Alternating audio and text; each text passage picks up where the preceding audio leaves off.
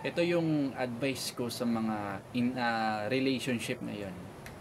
Hindi porkit mahal mong isang tao, lahat-lahat ng pagmamahal na meron ka, ibibigay mo na lahat para sa kanya.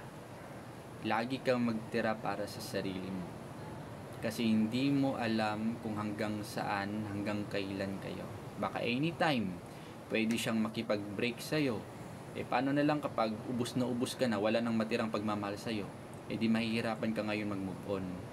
At isa pa, kung mahal nyo yung isa't isa, dapat siya rin nag-e-effort para sa relasyon nyo. Hindi yung ikaw lang lagi yung nag-e-effort para sa kanya.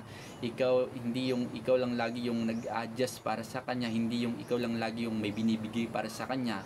Hindi yung ikaw lang lagi yung umiintindi para sa kanya. Dapat siya rin, kung mahal ka talaga niya. Kaya, mas mabuti na sa relasyon, dalawa kayo yung nag-e-effort. Hindi lang yung isa. Kasi kapag isa lang, talagang walang patutunguhan yung relationship nyo, talagang magiging mahina yung pundasyon. At lastly, wag mong ubusin yung pagmamahal na meron ka para sa kanya. Lagi ka magtira sa sarili mo, ha?